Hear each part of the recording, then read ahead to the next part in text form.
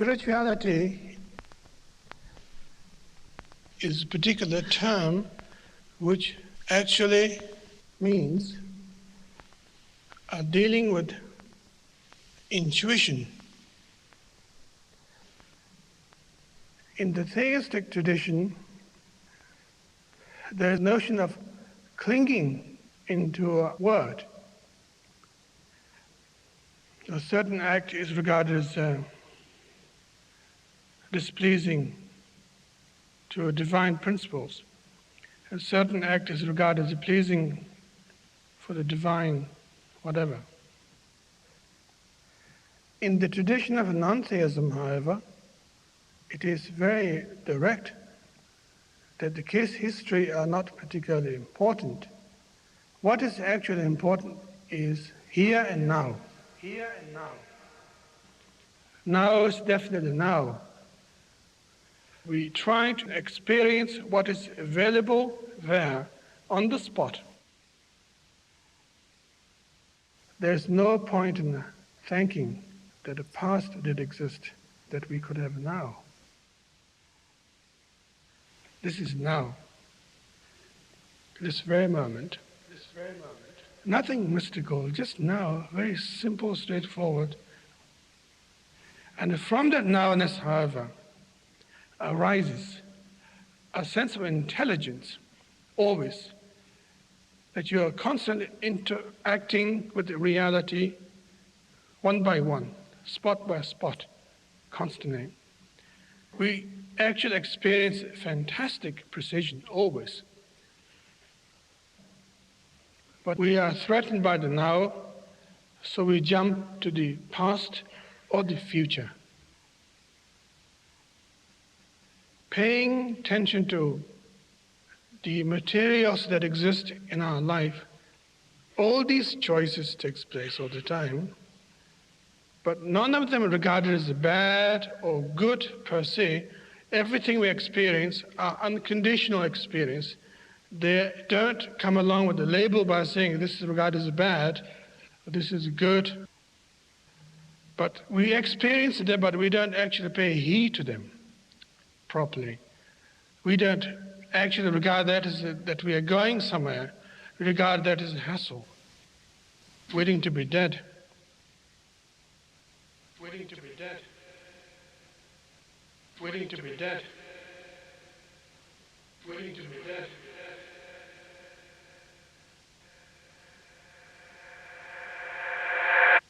That's the problem.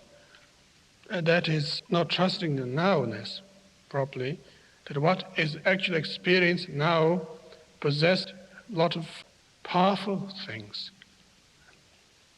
It is so powerful that we can't face it. Therefore, we have to borrow from the past, invite future all the time. And maybe that's why we seek religion. Maybe that's why we march in the street. Maybe that's why we complain to the society. Maybe that's why we vote for the presidents. It's quite ironical. Very funny indeed.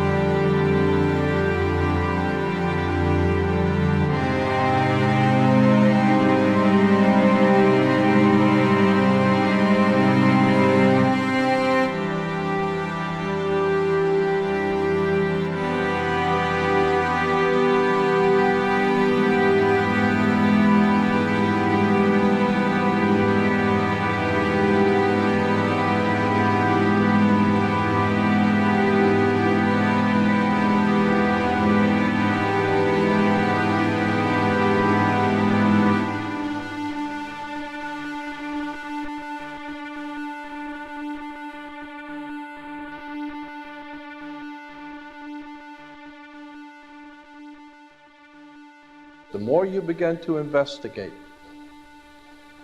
what we think we understand, where we came from, what we think we're doing, the more you begin to see we've been lied to.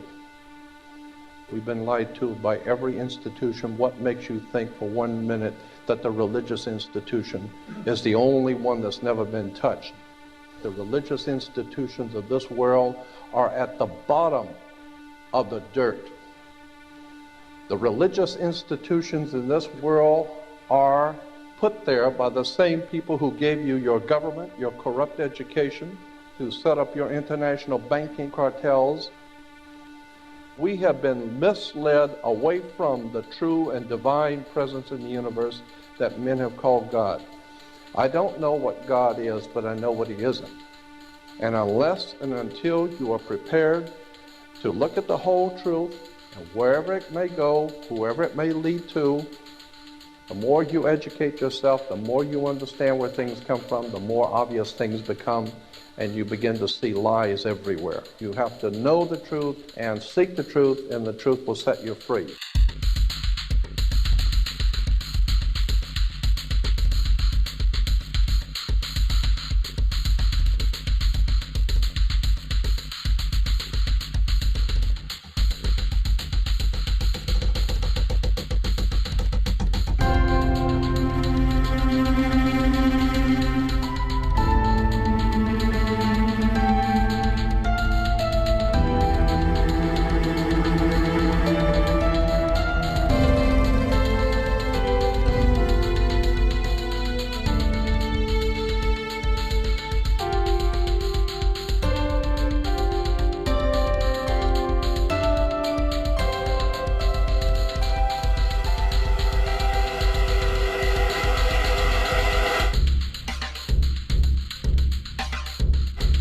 Because I gotta tell you the truth, folks. I gotta tell you the truth.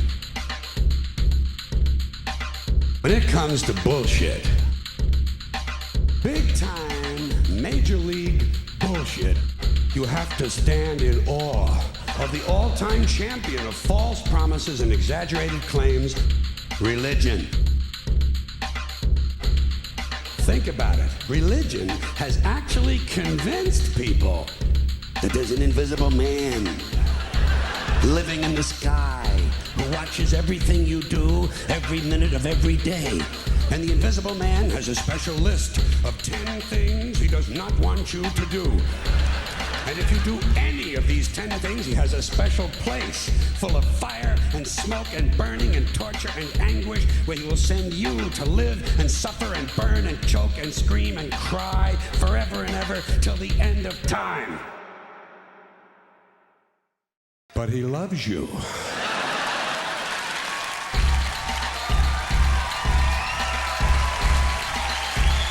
loves you. He loves you and he needs money. He always needs money. He's all powerful, all perfect, all knowing, and all wise. Somehow just can't handle money. Religion takes in billions of dollars, they pay no taxes, and they always need a little more. Now, you talk about a good bullshit story. Holy shit.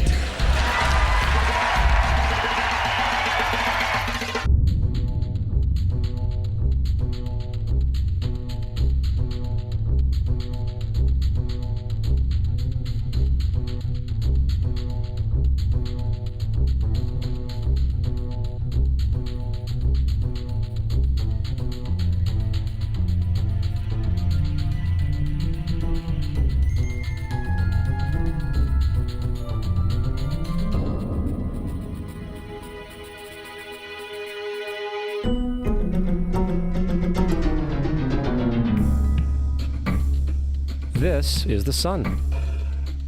As far back as 10,000 BC, history is abundant with carvings and writings reflecting people's respect and adoration for this object. And it is simple to understand why, as every morning the sun would rise, bringing vision, warmth, and security, saving man from the cold, blind, predator-filled darkness of night. Without it, the cultures understood the crops would not grow and life on the planet would not survive. These realities made the sun the most adored object of all time. Likewise, they were also very aware of the stars. The tracking of the stars allowed them to recognize and anticipate events which occurred over long periods of time, such as eclipses and full moons. They in turn cataloged celestial groups into what we know today as constellations. This is the cross of the zodiac, one of the oldest conceptual images in human history. It reflects the sun as it figuratively passes through the 12 major constellations over the course of a year. It also reflects the 12 months of the year, the 4 seasons, and the solstices and equinoxes. The term zodiac relates to the fact that constellations were anthropomorphized, or personified, as figures or animals.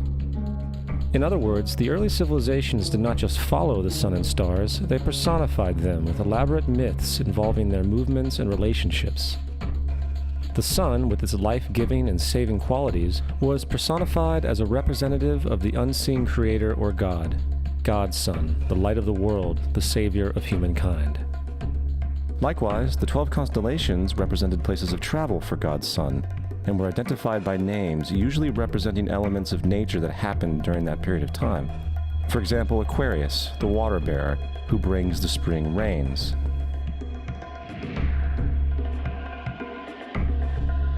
This is Horus.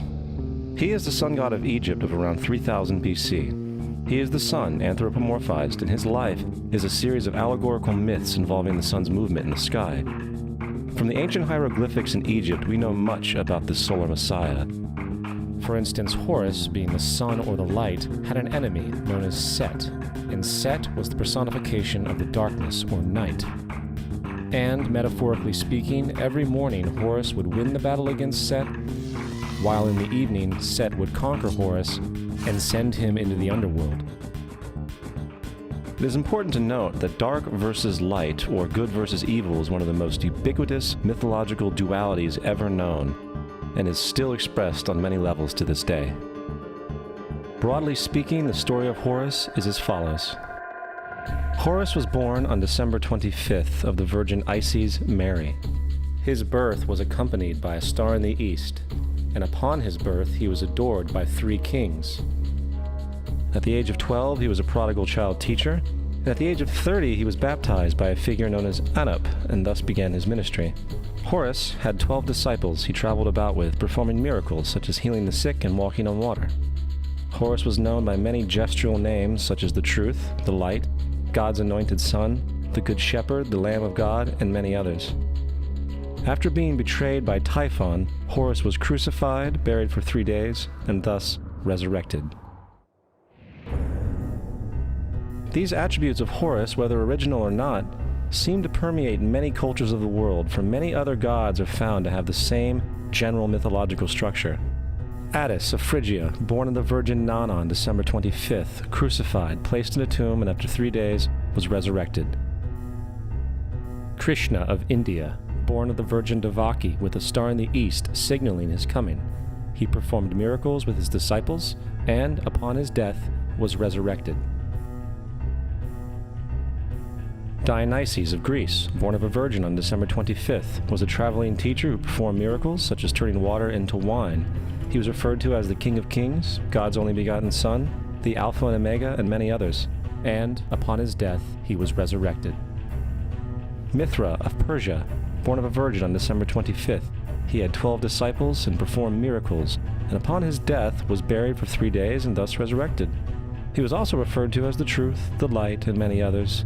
Interestingly, the sacred day of worship of Mithra was Sunday.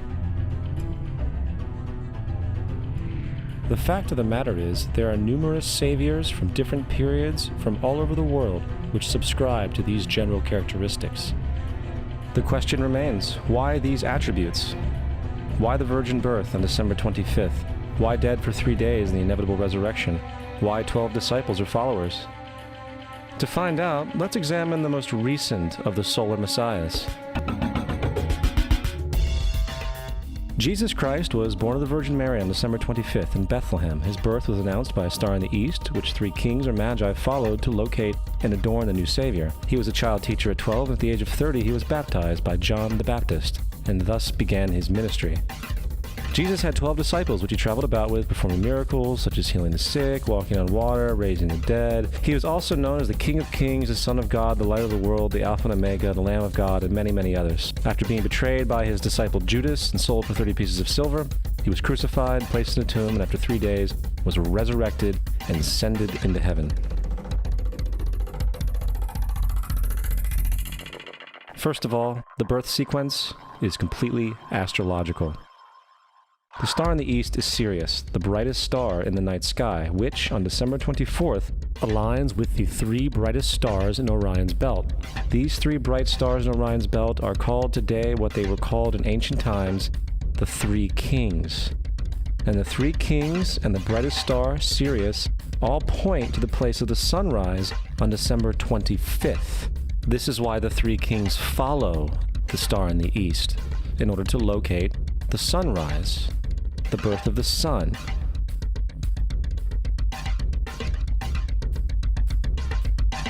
The Virgin Mary is the constellation Virgo, also known as Virgo the Virgin. Virgo in Latin means virgin. Virgo is also referred to as the house of bread, and the representation of Virgo is a virgin holding a sheaf of wheat. This house of bread and its symbol of wheat represents August and September, the time of harvest. In turn, Bethlehem, in fact, literally translates to house of bread. Bethlehem is thus a reference to the constellation Virgo, a place in the sky, not on Earth. There's another very interesting phenomenon that occurs around December 25th, or the winter solstice. From the summer solstice to the winter solstice, the days become shorter and colder. And from the perspective of the northern hemisphere, the sun appears to move south and get smaller and more scarce. The shortening of the days and the expiration of the crops when approaching the winter solstice symbolize the process of death to the ancients. It was the death of the sun.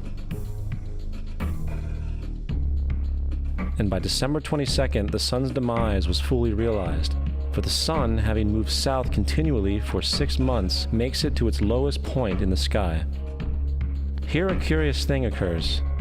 The sun stops moving south, at least perceivably, for 3 days. And during this 3-day pause, the sun resides in the vicinity of the Southern Cross, or Crux, constellation.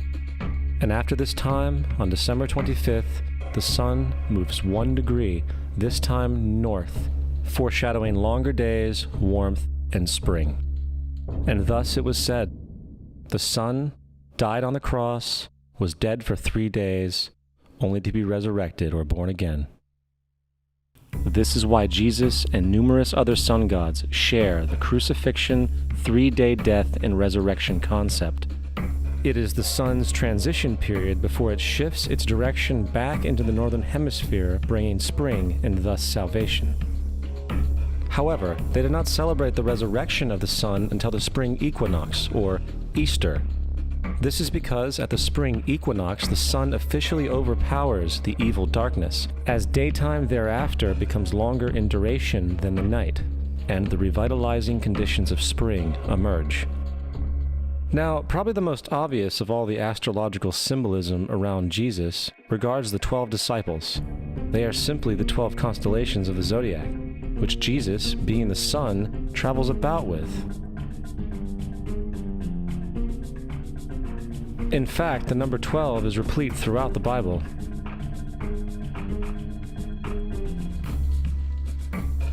Coming back to the cross of the zodiac, the figurative life of the sun, this was not just an artistic expression or tool to track the sun's movement. It was also a pagan spiritual symbol, the shorthand of which looked like this. This is not a symbol of Christianity. It is a pagan adaptation of the cross of the zodiac.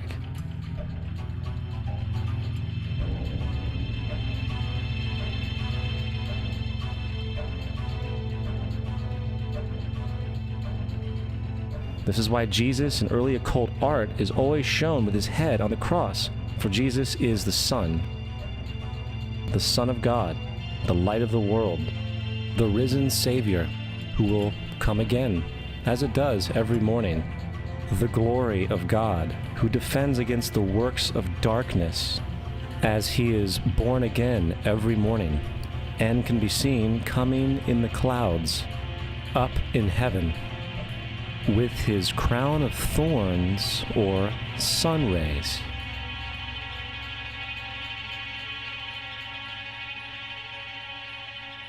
Now, of the many astronomical metaphors in the Bible, one of the most important has to do with the ages.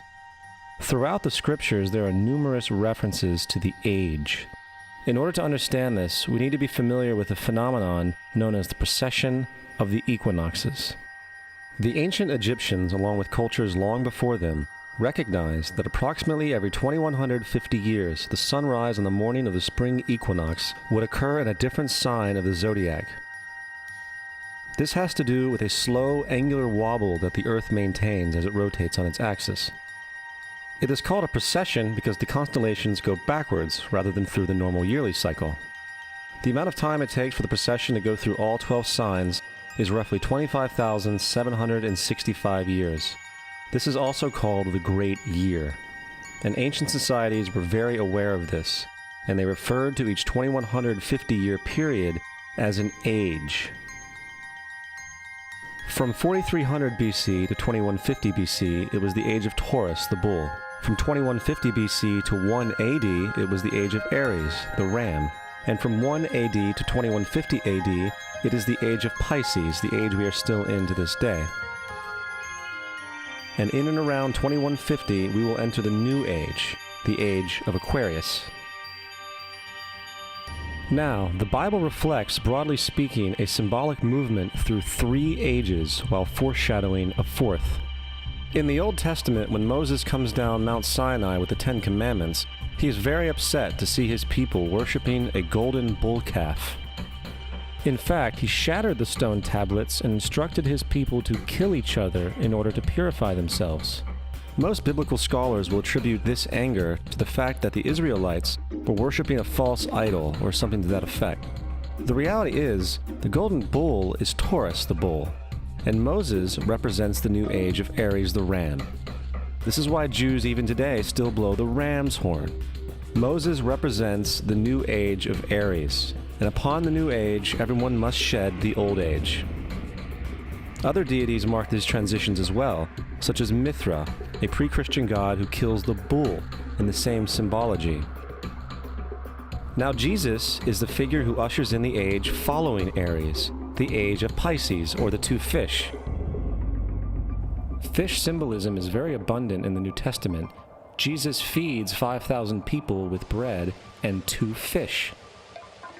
When he begins his ministry walking along Galilee, he befriends 2 fishermen who follow him. And I think we have all seen the Jesus fish on the back of people's cars. Little do they know what it actually means. It is a pagan astrological symbolism for the sun's kingdom during the age of Pisces. Also, Jesus' assumed birth date is essentially the start of this age. At Luke 22:10, when Jesus is asked by his disciples where the last Passover would be, Jesus replies, "Behold, when ye are entered into the city, there shall a man meet you, bearing a pitcher of water. Follow him into the house where he entereth in."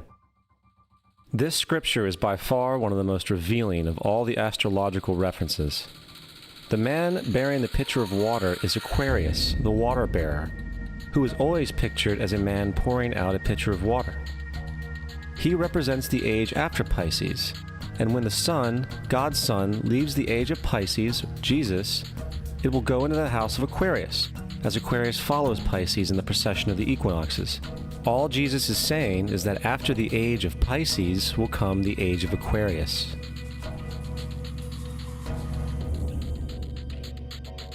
Now, we have all heard about the end times and the end of the world. The cartoonish depictions in the book of Revelation aside, a main source of this idea comes from Matthew 28:20, where Jesus says, "I will be with you even to the end of the world." However, in the King James Version, world is a mistranslation, among many mistranslations. The actual word being used is eon, which means age. I will be with you even to the end of the age, which is true, as Jesus' solar Piscean personification will end when the sun enters the age of Aquarius. The entire concept of end times and the end of the world is a misinterpreted astrological allegory. Let's tell that to the approximately 100 million people in America who believe the end of the world is coming. Furthermore, the character of Jesus being a literary and astrological hybrid is most explicitly a plagiarization of the Egyptian sun god Horus. For example, inscribed about 3,500 years ago on the walls at the Temple of Luxor in Egypt are images of the Annunciation, the miracle conception, the birth, and the adoration of Horus. The images begin with Thoth announcing to the Virgin Isis that she will conceive Horus, then Neph, the Holy Ghost, impregnating the Virgin, and then the virgin birth and the adoration. This is exactly the story of Jesus' miracle conception. In fact, the literary similarities between the Egyptian religion and the Christian religion are staggering.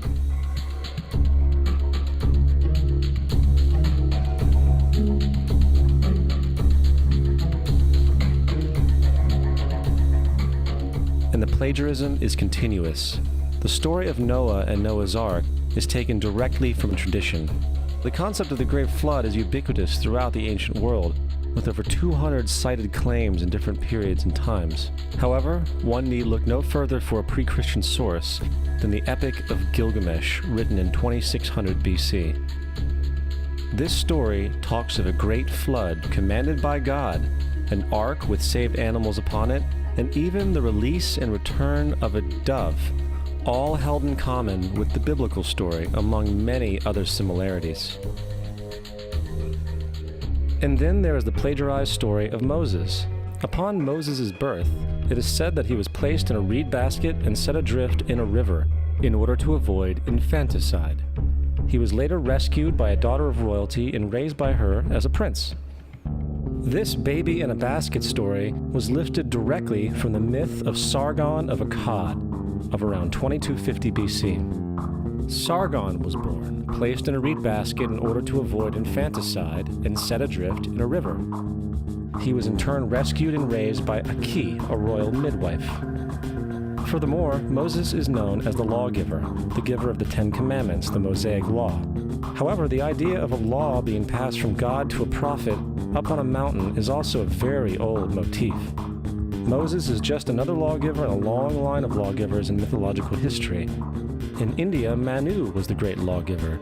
In Crete, Minos ascended Mount Dicta, where Zeus gave him the sacred laws, while in Egypt there was Meses, who carried stone tablets and upon them the laws of God were written.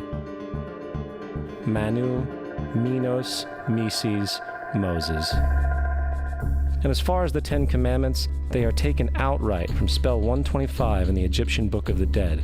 What the Book of the Dead phrased, "I have not stolen," became "Thou shalt not steal." "I have not killed," became "Thou shalt not kill." "I have not told lies," became "Thou shalt not bear false witness," and so forth.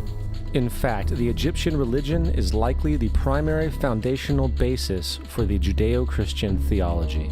Baptism, afterlife, final judgment, virgin birth, death and resurrection, crucifixion, the Ark of the Covenant, circumcision, saviors, Holy Communion, Great Flood, Easter, Christmas, Passover, and many, many more are all attributes of Egyptian ideas long predating Christianity and Judaism.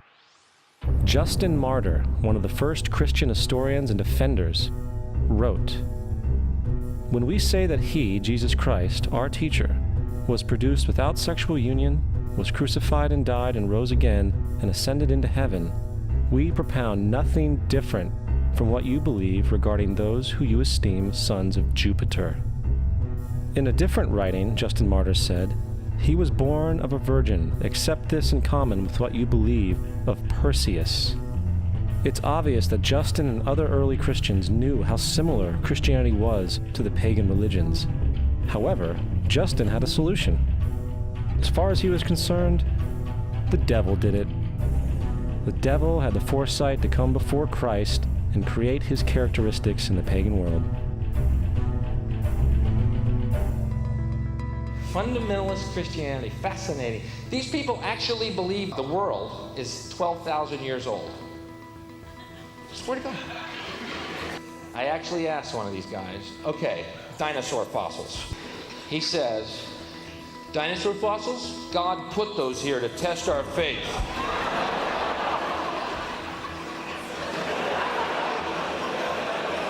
I think God put you here to test my faith, dude.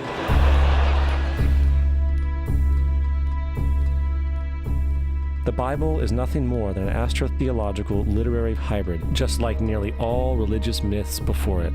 In fact, the aspect of transference of one character's attributes to a new character can be found within the book itself. In the Old Testament, there is the story of Joseph. Joseph was a prototype for Jesus. Joseph was born of a miracle birth. Jesus was born of a miracle birth. Joseph was of 12 brothers. Jesus had 12 disciples. Joseph was sold for 20 pieces of silver. Jesus was sold for 30 pieces of silver. Brother Judah suggests the sale of Joseph. Disciple Judas suggests the sale of Jesus. Joseph began his work at the age of 30. Jesus began his work at the age of 30. The parallels go on and on. Furthermore, is there any non-biblical historical evidence of any person living with the name Jesus, the son of Mary, who traveled about with 12 followers, healing people and the like? There are numerous historians who lived in and around the Mediterranean, either during or soon after the assumed life of Jesus. How many of these historians document this figure? Not one. However, to be fair, that doesn't mean defenders of the historical Jesus haven't claimed the contrary. 4 historians are typically referenced to justify Jesus' existence. Pliny the Younger, Suetonius, and Tacitus are the first 3. Each one of their entries consists of only a few sentences at best, and only refer to Christus or the Christ, which in fact is not a name but a title. It means the Anointed One. The 4th source is Josephus, and this source has been proven to be a forgery for hundreds of years. Sadly, it is still cited as truth.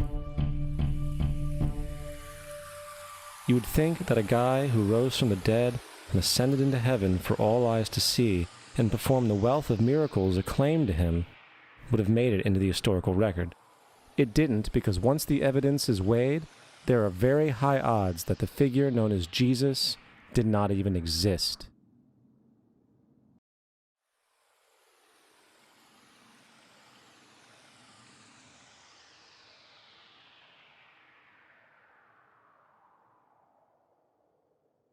We don't want to be unkind, but we want to be factual.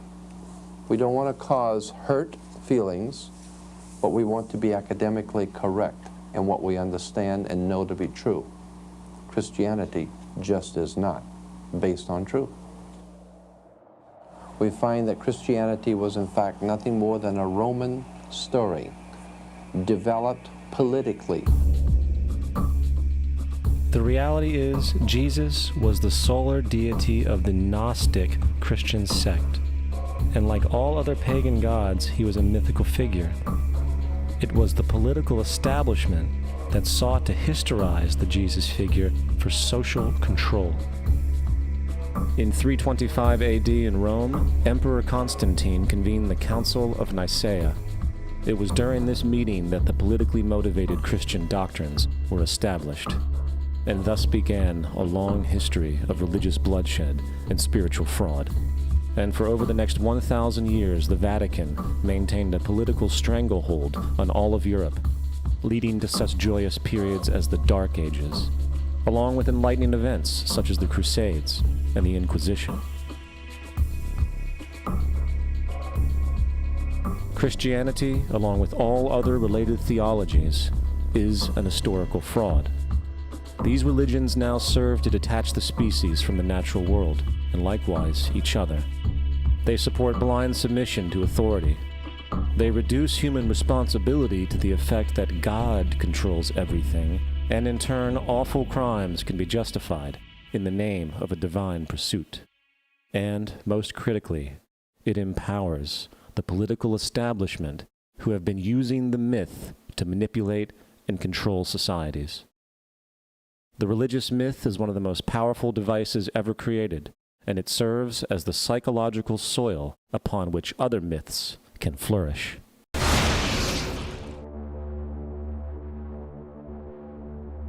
A myth is an idea that, while widely believed, is false. In a deeper sense, in the religious sense, a myth serves as an orienting and mobilizing story for a people. The focus is not on the story's relation to reality, but on its function. A story cannot function unless it is believed to be true in the community or the nation. It is not a matter of debate. If some people have the bad taste to raise the question of the truth of the sacred story, the keepers of the faith do not enter into debate with them. They ignore them or denounce them as blasphemers. It is wrong, blasphemous, and sinful for you to suggest, imply, or help other people come to the conclusion that the U.S. government killed 3,000 of its own citizens.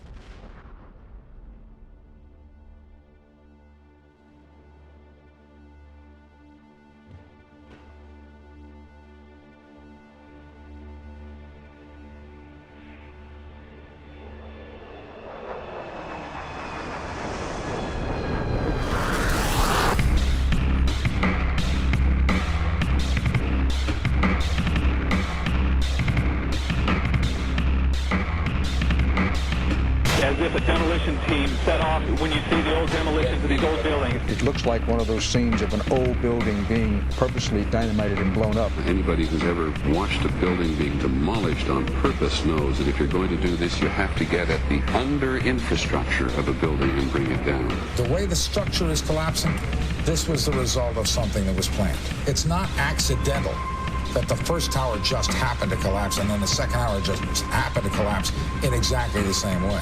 How they accomplished this, we don't know. The building collapsed to dust. You don't find a desk. You don't find a chair. You don't find a telephone, a computer. The biggest piece of a telephone I found was half of the keypad, and it was about this big. What happened to the concrete? The concrete was pulverized from river to river. There was dust, powder, 2-3 inches thick. The concrete was just pulverized. Reminiscent of those pictures we've all seen too much on television before, when a building was deliberately destroyed by well-placed dynamite to knock it down. If they had detonated, they were planned to take down a building. I heard a second explosion. There was a heavy-duty explosion. Then there was some secondary explosions and then the subsequent collapses. An explosion blew and it knocked everybody over. To me, it sounded like an explosion. It sounded like gunfire. Bang, bang, bang, bang, bang. And then all of a sudden, 3 big explosions. We heard a big explosion coming down. And then the entire top of the building just blew up. We saw some kind of explosion. By the force of the explosions. Big explosion. Blew it back into the 8th floor. Then we get to the lobby. This is a big explosion.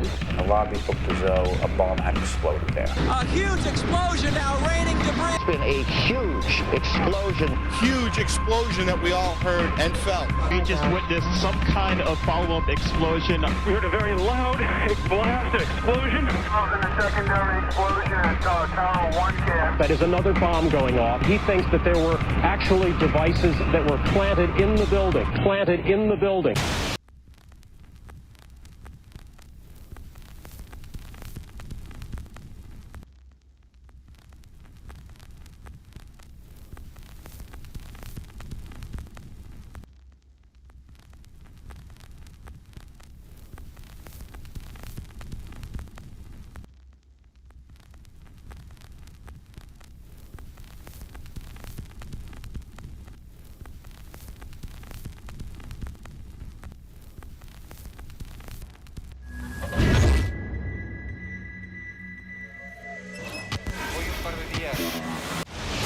I don't think anybody could have predicted that they would try to use an airplane as a missile, a hijacked airplane as a missile. Nobody in our government, at least, and I don't think the prior government that could envision flying airplanes into buildings. No specific threat involving really a domestic operation or involving what happened, obviously, the city's airliner and so forth. There were no warning signs that I'm aware of.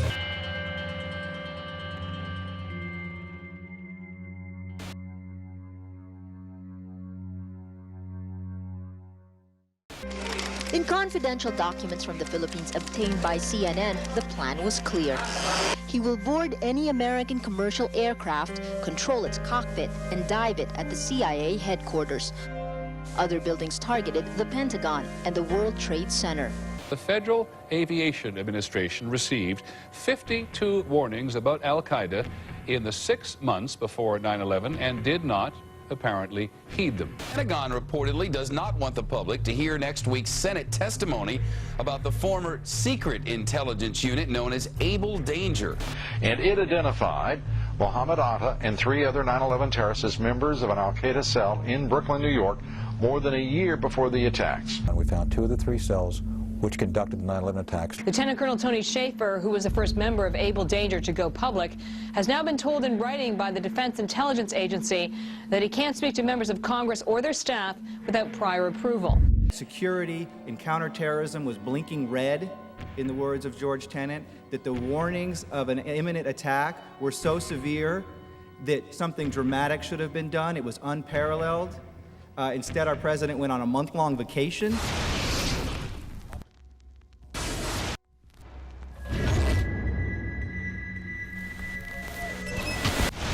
The head of Pakistani intelligence at the ISI, Mahmoud Ahmed, requested Omar Sheikh to wire $100,000 to Mohammed Atta, who was the lead hijacker. Hijacker Mohammed Atta received wire transfers via Pakistan. The man sending the money to Atta is believed to be Ahmed Umar Saeed Sheikh. Omar Sheikh admitted he was supported by the Pakistan government's intelligence service, the ISI.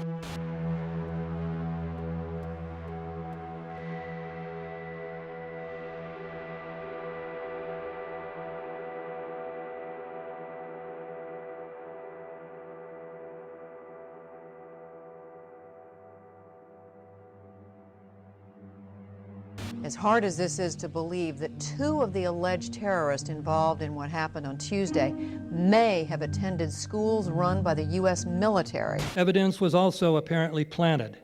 The passport of one of the hijackers on Flight 11 was allegedly found in the rubble. The hijacker's passport was found blocks from the World Trade Center crash site, if you can believe that. The 9/11 hijackers are alive and well. That's according to the chief of Japan's Democratic Party, who says 9/11 is a hoax. Several of these 19 men are still alive.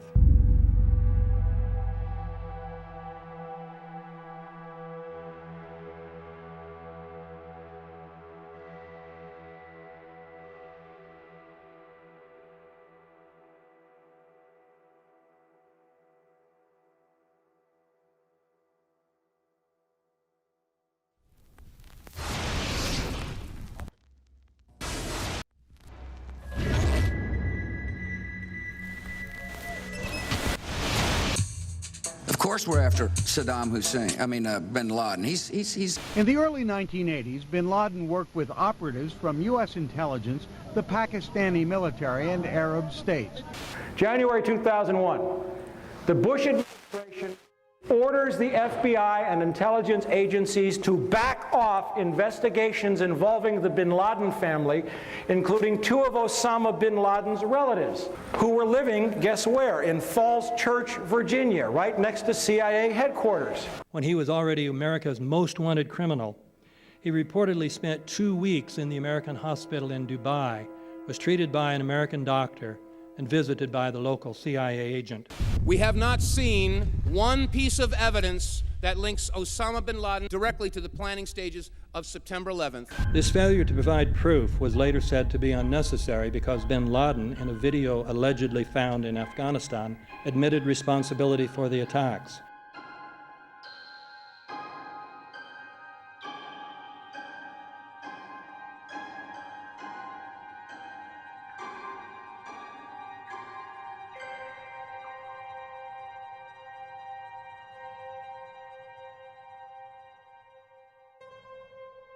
In 1976, Osama's older brother Salim bin Laden hired a man in Texas by the name of Jim Bath to handle all the investments in the United States for the bin Laden family. Jim Bath also happens to be a personal, almost lifelong friend and former Air National Guard pilot with George W. Bush. The connections between the Bushes and the bin Ladens become much more clear when George Herbert Walker Bush made trips to Saudi Arabia in 1998 and 2000 to meet with the bin Laden family on behalf of a company called the Carlyle Group.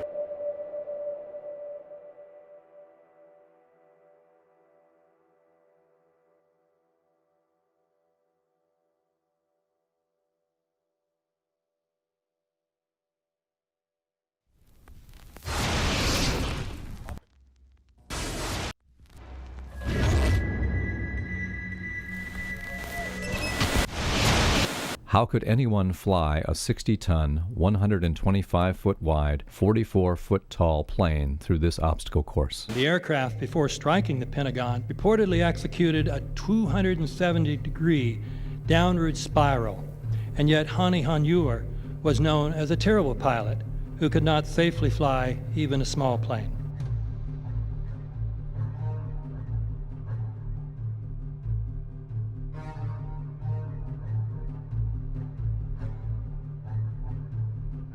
No seats, no luggage, no bodies. Nothing but bricks and limestone. The official explanation is that the intense heat from the jet fuel vaporized the entire plane. Flight 77 had 2 Rolls-Royce engines made of steel and titanium alloy and weigh 6 tons each.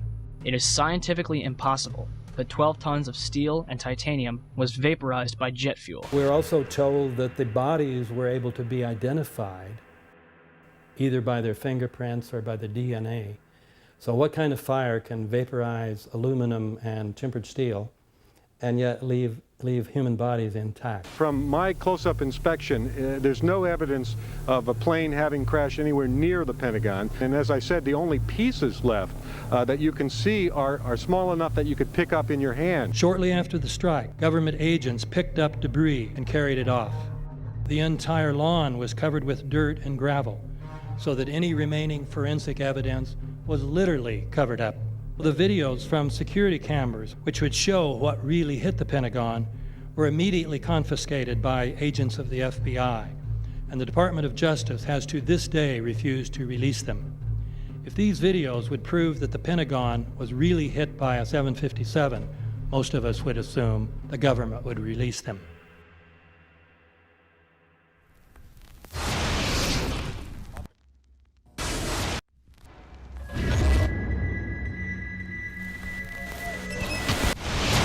It looks like there's nothing there except for a hole in the ground. Basically, that's right. The only thing you could see from where we were was a big gouge in the earth and some broken trees. We could see some people walking around in the area, but from where we could see, there wasn't much left. Any large pieces of debris at all? No, there was nothing that you could distinguish that a plane had crashed there.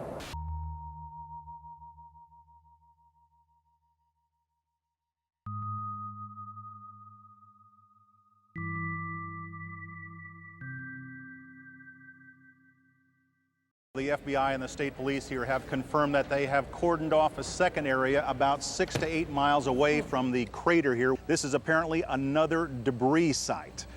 Why would debris be located 6 miles away? Could it have blown that far away? Seems highly unlikely.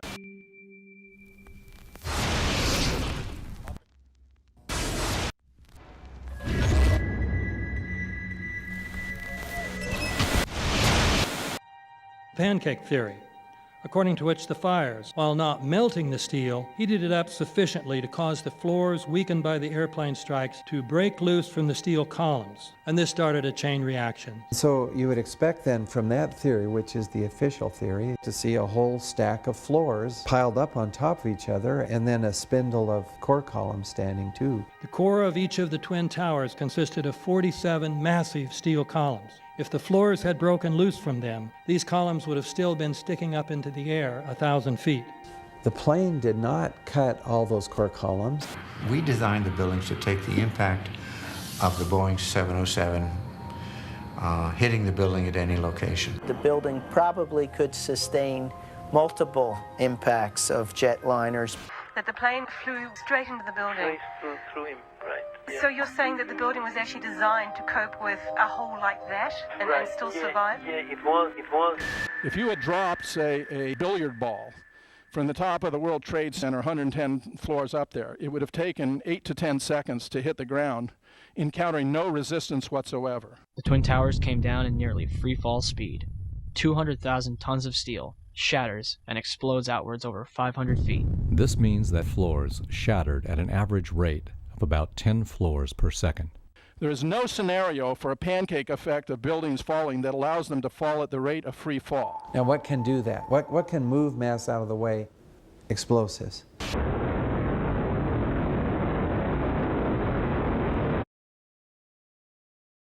"47 huge steel columns going up the core, and they're interconnected. How do you get them to fail simultaneously so the core disappears? It looks like those core columns were cut. The way we do this is by cutting the beam at an angle.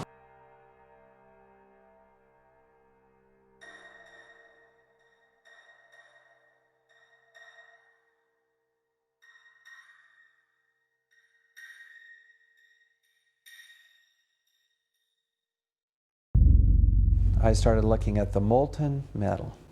All three buildings, both towers in the rubble, in the basement areas, and Building 7, there's these pools of molten metal.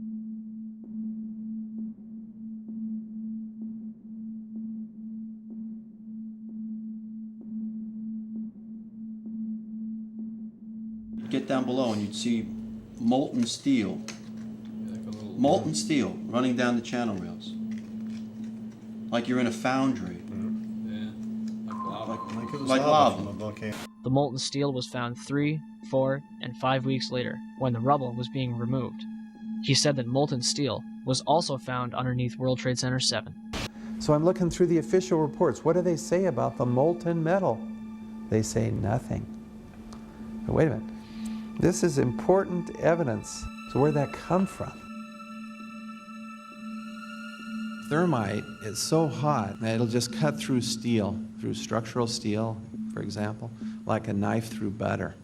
The products are molten iron and aluminum oxide, which goes off primarily as a dust. You know those enormous dust clouds? You can imagine when you assemble these chemicals on a large scale. So, Professor Niels Harrit, you examined the rubble that came from the World Trade Center. What did you find in it? Well, in there we find remains of what we characterize as a thermitic material. And this is a very energetic material which can be used either for melting iron or it can be designed as an explosive. The evidence for controlled demolition is overwhelming. I told you that the thermite reaction produced molten iron. Molten iron was in pools of molten iron in the rubble. And the point is that the thermite kept on reacting. This was a bitch's brew of thermite chemistry. Molten metal pools under both towers after they collapsed and Building 7. Now, Building 7 wasn't even hit by a jet. Part of the problem is that most people simply don't know much about Building 7 due to the extraordinary secrecy surrounding this collapse. And this was a 47-story skyscraper. This building fell at 5:25. It was not hit by a plane. This building had fires on only 2 or 3 floors. And it was brought down by what we know was a controlled demolition. Demolitions, they look just like that. You know, a kink in the middle, and then that building just comes straight down, almost at free fall speed.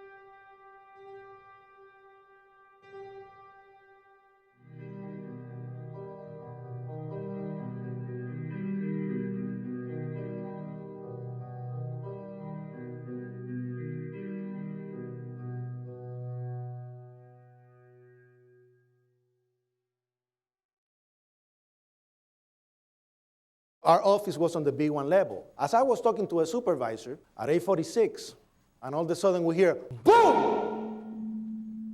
An explosion so hard that pushed us upwards. And it came from the basement between the B2 level and the B3 level. And when I went to verbalize, we hear, boom! The impact of the plane on the top.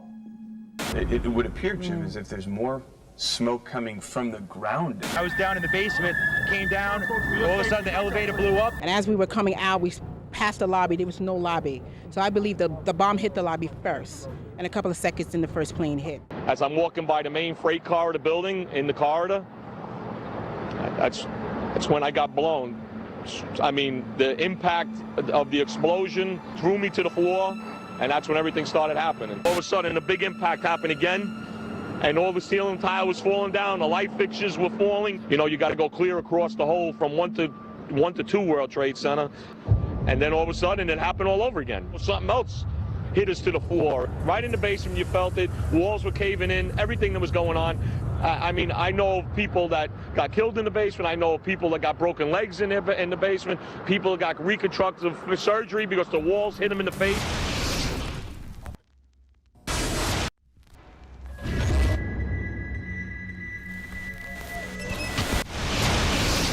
According to standard operating procedure, if an FAA flight controller notices anything that suggests a possible hijacking, the controller is to contact a superior. If the problem cannot be fixed within about a minute, the superior is to ask NORAD, the North American Aerospace Command, to send up or scramble jet fighters to find out what is going on. NORAD then issues the scramble order to the nearest Air Force base with fighters on alert.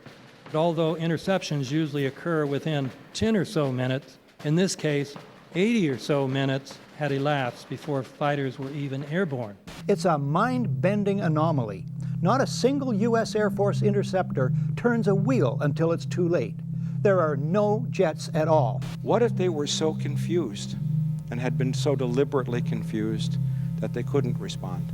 The reason that they didn't know where to go was because a number of conflicting and overlapping war game exercises were taking place. It involved the insertion of false radar blips onto radar screens in the Northeast Air Defense Sector. Center Team U, we have a problem here. We have a hijacked aircraft headed towards New York. We need someone to scramble some F-16s or something up there to help us out.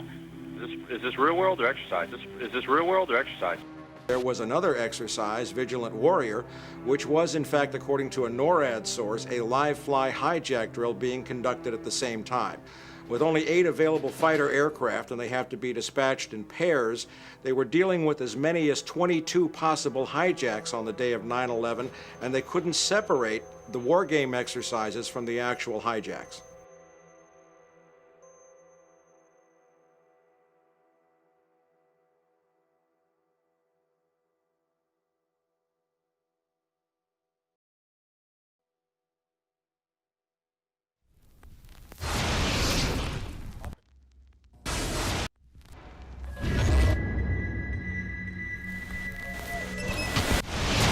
Page 172. The U.S. government has not been able to determine the origin of the money used for the 9/11 attacks. Ultimately, the question is of little practical significance. The American authorities have not managed to trace the source of the funding. And then the most amazingly disingenuous statement ultimately is of little consequence. It is of massive consequence. Doesn't it matter who paid for 9/11? The collapse of Building 7 has been recognized as especially difficult to explain. The 9/11 Commission report implicitly admitted that it could not explain the collapse of this building by not even mentioning it. President, why are you and the Vice President insisting on appearing together before the 9/11 Commission? Because the 9/11 Commission wants to ask us questions. That's why we're meeting, and I look forward to meeting with them and answering their questions. Why you're appearing together rather than separately, which was their request? Because it's a good chance for both of us to answer questions that the 9/11 Commission is looking forward to asking us, and I'm looking forward to answering them. Let's see. Do you think they should be able to stand up and speak their own words? They should go under oath. They should be, yeah, in public.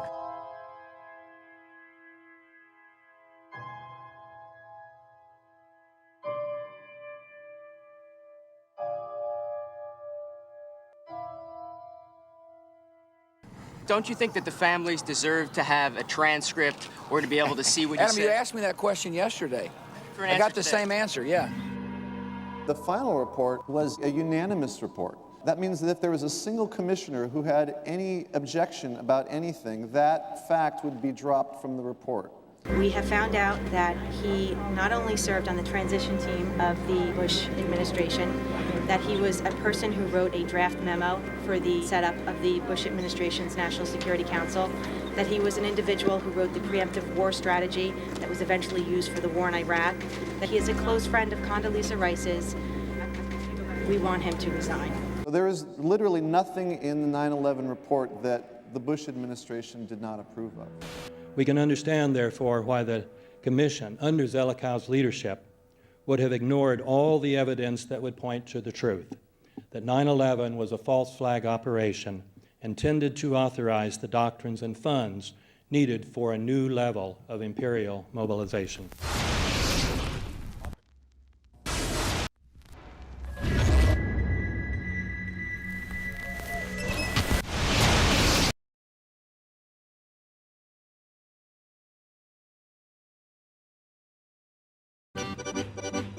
Armed with knives, armed with chemical, biological, nuclear weapons. Fanatics, terrorists, September 11th. September 11th, killers, September 11th, terrorists. Terrorists of Al-Qaeda, terrorists, nuclear weapons, terrorists. 9/11, terror, terrorist, evil. September 11th, September 11th. The terrorists, war and danger. September 11th, terrorism, global terrorism, terrorism, terrorists. Terrorists, terrorists, terrorists, terrorists, the terror. Terrorists, terrorists, terrorism. September 11th, global terrorism, terrorists. Terrorism. September 11th, world terrorism, terrorism. September 11th, global terrorism. September the 11th, terror. Weapons of mass destruction. September the 11th, terrorists. The evil terrorists, no. Terrorism. The words are hypnotically repeated. Terrorism, terrorist, terrorist threat, and of course, believed to be linked to Al-Qaeda. But it's the so-called war on terrorism that's in our faces practically 24/7 as the inescapable focus of our existence. One day, our grandchildren will look back on this time and ask, how was the war on terror won? The entire U.S. ruling class, ruling elite, comes to see terrorism as the preferred means, indeed the only means, to provide social cohesion, to provide an enemy image for the society to keep it together. According to neocon theory from Carl Schmitt, you have to have an enemy image in order to have a society. It's a very dangerous thing because now it means that the entire social order, the political parties, intellectual life, politics in general, all based on a monstrous myth. Monstrous myth.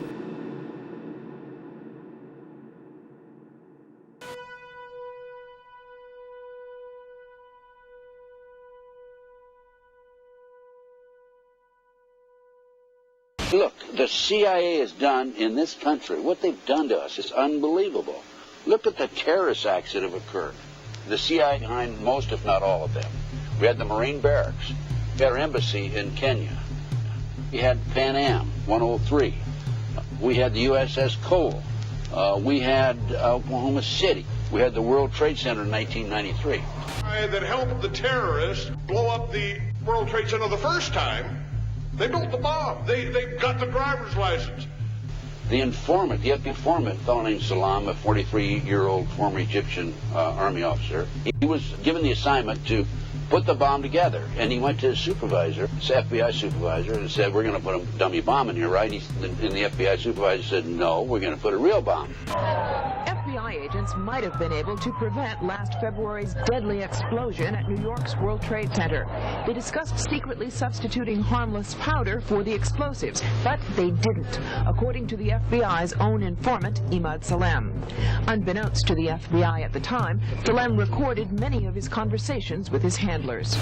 Unfortunately for them, there were only 6 people killed, not enough to pass the legislation. So what happened is 2 years later, April 19, 1995, down comes Oklahoma City Murrah building, 168 people killed. 1 year later, the anti-terrorism legislation that takes away many of our constitutional rights and civil liberties is passed.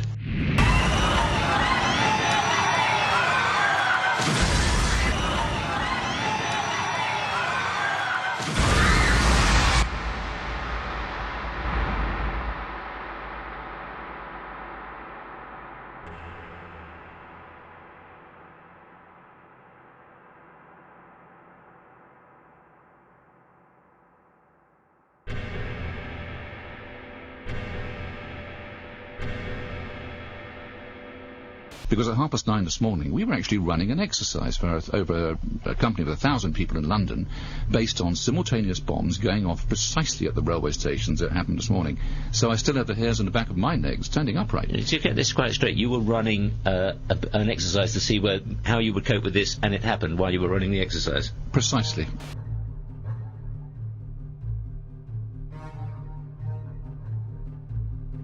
Supposed to believe is some kind of coincidence, there was also an anti-terrorist drill going on 7/7. And again, just like 9/11, they were talking about attacks on the same targets, the same kind of tube stations, and exactly the same time as the actual attack happened, providing some kind of cover for what must be operations orchestrated in some way by the state.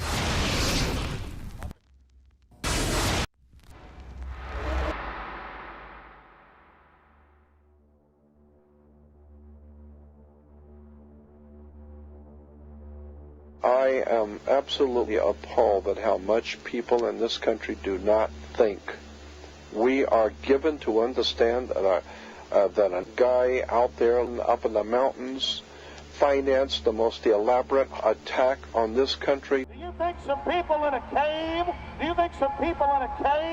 were able to have NORAD stand down? Do you think that people in a cave were able to have all of this happen? And when I think about how many Americans were killed in New York City, and believing as I do that this thing was a setup job, this is a textbook operation that Nazis used, and they've used it over and over again.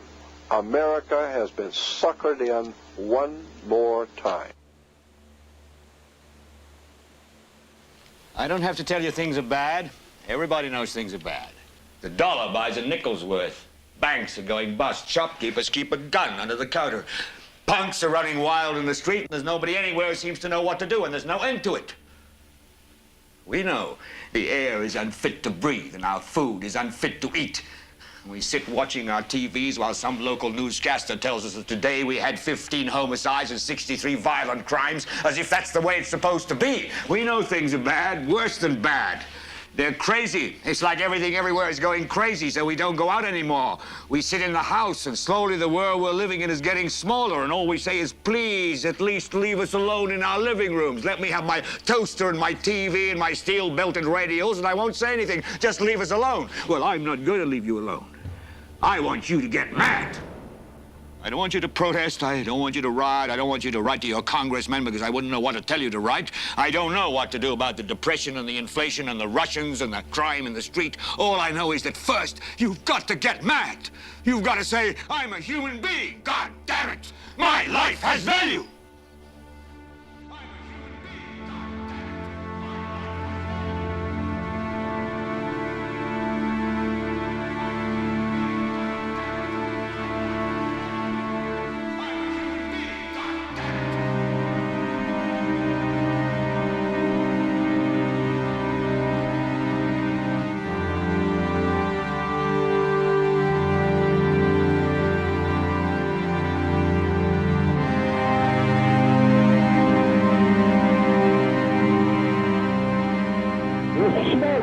There, 105, 2 pounds. It's really bad. It's black. It's iron. My wife thinks I'm all right. I called her and said I was leaving the building. I was fine, man. Bang. The 3 of us, 2 broken windows. Oh, God! Ah!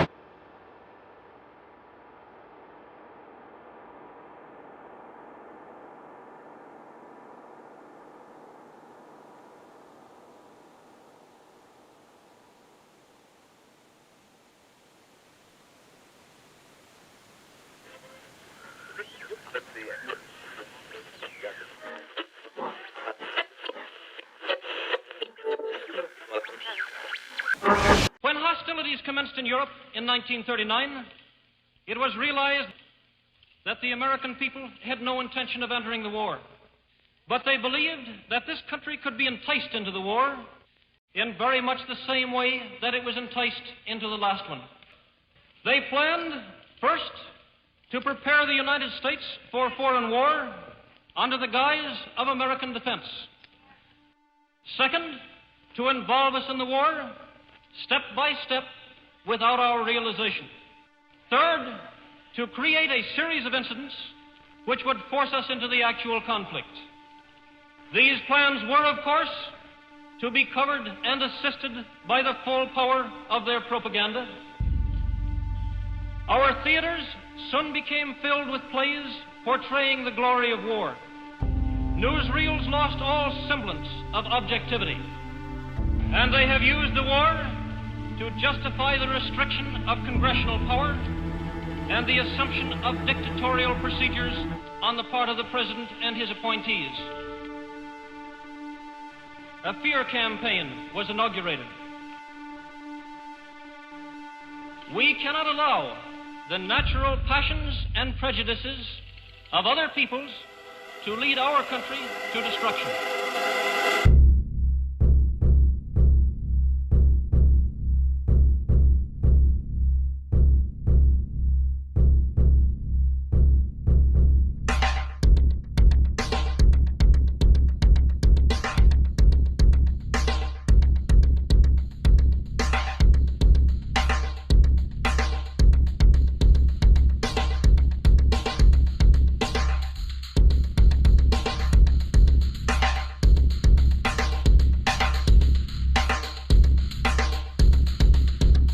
(1775).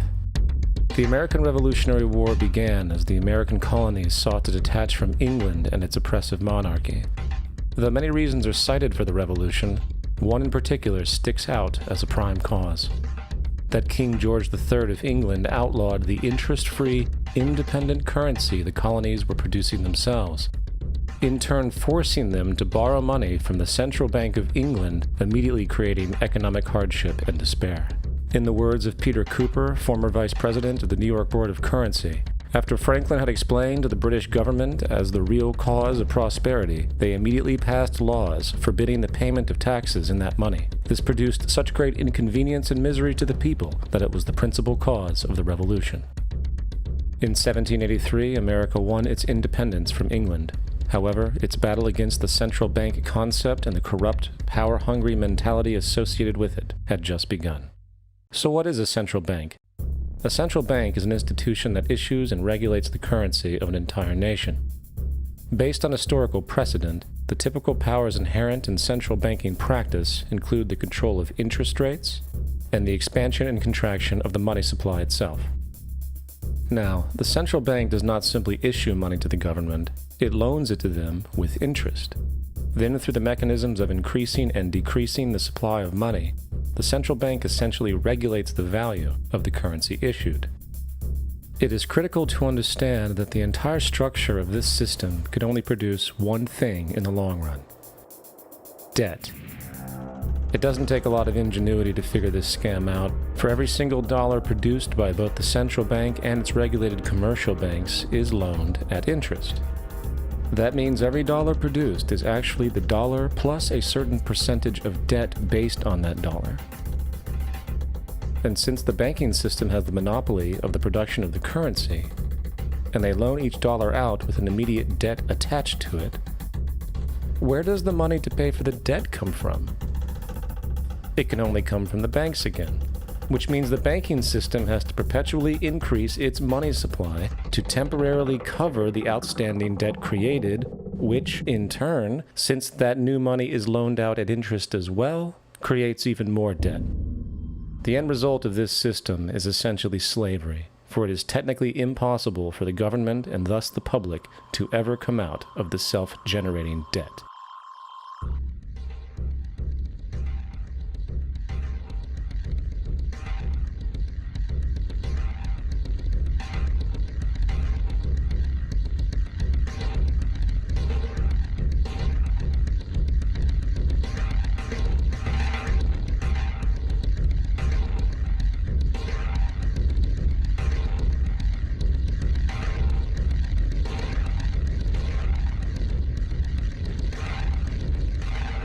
By the early 20th century, the U.S. had already implemented and removed a few central banking systems, which were maneuvered into place by ruthless banking interests. At this time, the dominant families in the banking and business world were the Rockefellers, the Morgans, the Warburgs, the Rothschilds. And in the early 1900s, they sought to push, once again, legislation to create another central bank. However, they knew the government and public were very weary of such an institution, so they needed to create an incident to affect public opinion. So J.P. Morgan, publicly considered a financial luminary at the time, exploited his mass influence by reportedly creating rumors that prominent banks in New York were insolvent or bankrupt. Morgan knew this would trigger mass hysteria and a systemic crisis, and it did. The public, in fear of losing their deposits, immediately began mass withdrawals. Consequently, the banks were forced to call in their loans, causing the recipients to sell their property, and thus a spiral of bankruptcies, repossessions, and turmoil emerged. Putting the pieces together years later, Congressman Charles Lindbergh wrote, "The King bankers put in motion in 1907 a great scheme. They had gambled and speculated on Wall Street until so many watered stocks and bonds had been manufactured. The King bankers knew the condition and informed the favorite of their friends what was to come. There was to be a panic in the fall of 1907, and it would be advertised as the result of our bad banking and currency laws." The Panic of 1907 led to a congressional investigation headed by Senator Nelson Aldrich, who had intimate ties to the financial powers and later became part of the Rockefeller family through marriage. The commission led by Aldrich recommended a central bank should be implemented so a panic like 1907 could never happen again. This was the spark that the bankers needed to initiate their plan. And in 1910, a secret meeting was held at a J.P. Morgan estate on Jekyll Island off the coast of Georgia. It was there that the central banking bill called the Federal Reserve Act was written. This legislation was written by bankers, not lawmakers. This meeting was so secretive, so concealed from government and public knowledge, that most of the figures who attended disguised their names when en route to the island. And after this bill was constructed, it was then handed over to their political frontman, Senator Nelson Aldrich, to push through Congress. And in 1913, with heavy political sponsorship by the bankers, Woodrow Wilson became president, having already agreed to sign the Federal Reserve Act in exchange for campaign support. And a few days before Christmas, when much of Congress was at home with their families, the Federal Reserve Act was voted in, and Wilson in turn made it law. The night before its passage, Congressman Charles Lindbergh pleaded, "This act establishes the most gigantic trust on earth. When the President signs this act, the invisible government by the money power will be legalized." Now, the public was told that the Federal Reserve System was an economic stabilizer, and inflation and economic crises were a thing of the past. Well, as history has shown, nothing was further from the truth. The fact is, the bankers now had a streamlined machine for economic manipulation. It's alive! It's alive! It's alive! For example, from 1914 to 1919, the Fed substantially increased the money supply, resulting in extensive loans to small banks and the public. Then, in 1920, the Fed deliberately contracted credit in an extreme way, thus resulting in banks having to call in large numbers of loans, and, just like 1907, bank runs, bankruptcy, and systemic collapse occurred. Numerous competitive banks outside of the Federal Reserve System collapsed, further consolidating the monopoly of the money trust cartel. Privy to this scheme, Congressman Lindbergh pronounced, "Under the Federal Reserve Act, panics are scientifically created. The present panic is the first scientifically created one, worked out as we figure a mathematical equation." However, the Panic of 1920 was just a warm-up. From 1921 to 1929, the Fed again increased the money supply, resulting once again in extensive loans to the public and banks. There was also a fairly new type of loan in the stock market, the broker call loan. Very simply, this loan allowed an investor to put down only a fraction of the stock's value, with the rest being loaned from the broker. This method was very popular in the roaring 1920s as everyone seemed to be making money in the market. However, there was a catch to this loan. It could be called in at any time and had to be paid within 24 hours, and the typical result was the selling of the stock purchased with that loan. So, a few months before October in 1929, J.D. Rockefeller, Bernard Baruch, and many other insiders quietly exited the market, knowing the bubble created was about to burst. Then, on October 24, 1929, the financiers who furnished the call loans started calling them in masse. This sparked an instantaneous, massive sell-off in the already inflated market, as sell orders and margin calls were systemically triggered. That then led to mass bank runs, eventually collapsing thousands of banks, enabling the large banks to buy up the now failed banks at a discount. But it didn't stop there. Rather than expanding the money supply in order to recover from this economic collapse, the Fed actually contracted it, fueling one of the largest depressions in American history. Outraged, Congressman Louis McFadden, then chairman of the House Banking Committee, filed a petition for impeachment against the Federal Reserve Board, stating, "Mr. Chairman, we have in this country one of the most corrupt institutions the world has ever known. I refer to the Federal Reserve Board and the Federal Reserve Banks. This evil institution has impoverished and ruined the people of the United States and has practically bankrupted our government.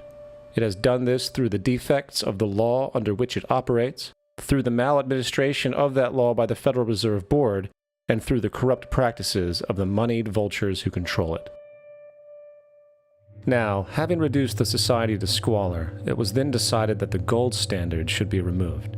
In order to do this, they needed to acquire the remaining gold in the system. So, under the pretense of helping to end the Depression, came the 1933 gold seizure. Under the threat of imprisonment for 10 years, everyone in America was required to turn in all gold bullion to the Treasury, essentially robbing the public of what little wealth they had left. And at the end of 1933, the gold standard was abolished. If you look at a dollar bill before 1933, it says it is redeemable in gold. If you look at the dollar bill today, it says it is legal tender, which means it is backed by absolutely nothing. The only thing that gives our money value is the public faith and how much of it is in circulation. Therefore, the power to regulate the money supply is also the power to regulate its value, which is also the power to manipulate and control entire economies.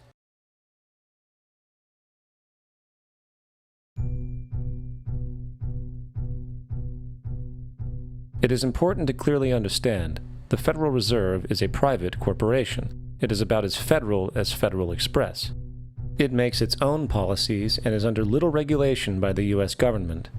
It is a private bank that loans all the currency at interest to the government, completely consistent with the central banking model that the country sought to escape from when it declared independence in the American Revolutionary War. Now, going back to 1913, the Federal Reserve Act was not the only bill pushed through Congress for the vested financial interests. They also pushed its partner, the federal income tax. First of all, the federal income tax is completely unconstitutional, as it is a direct, unapportioned tax, and the required number of states needed in order to ratify the amendment to allow the income tax was never legally met, and this has even been cited in modern court cases.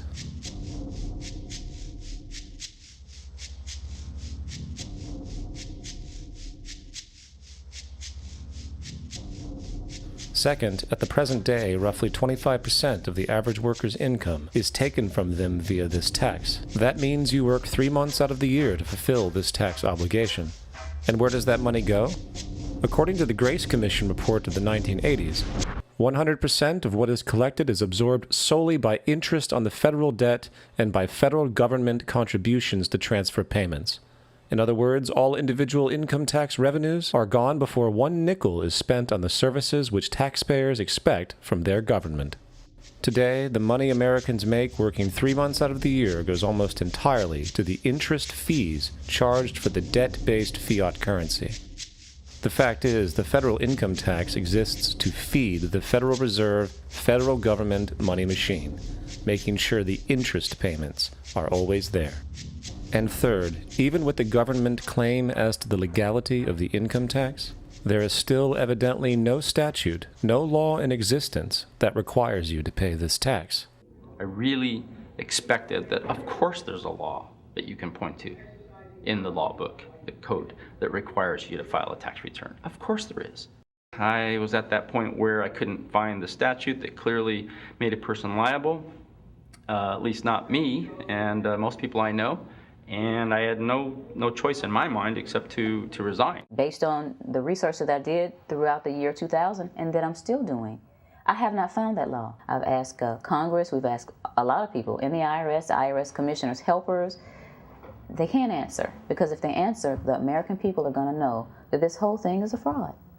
I haven't filed an federal income tax return since I left. I have not filed a tax return since 1999.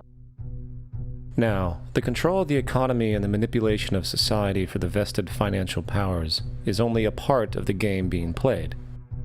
Another level is the business of war.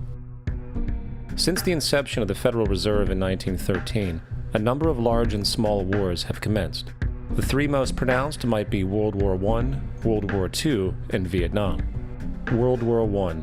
In 1914, European wars broke out centered around England and Germany. The American public wanted nothing to do with the war. In turn, President Woodrow Wilson publicly declared neutrality. However, under the surface, evidence now shows that the financial powers behind the administration were looking for any excuse it could to enter it.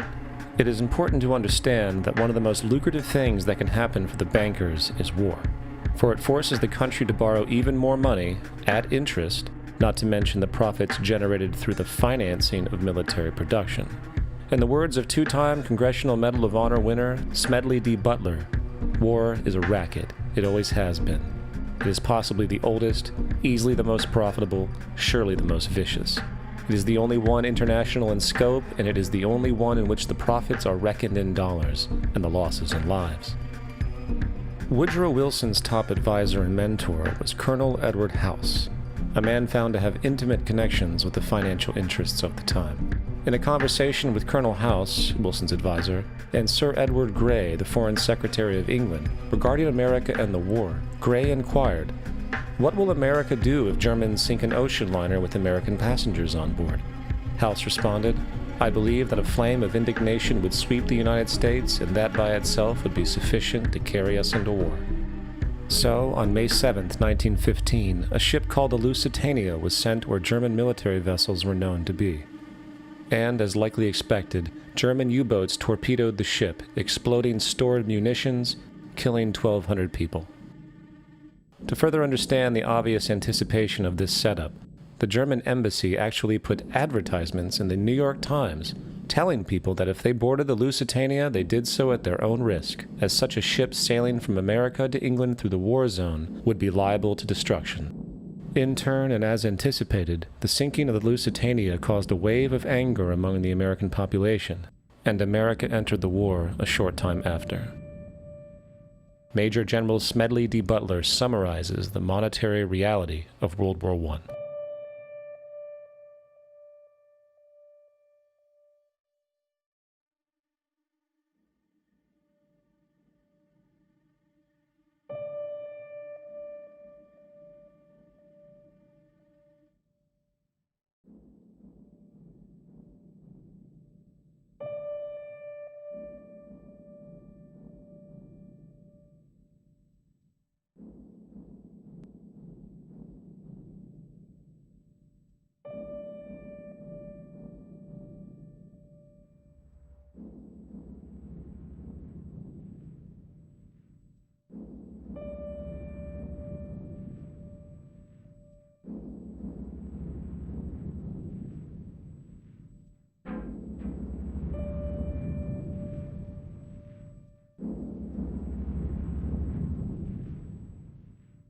World War II.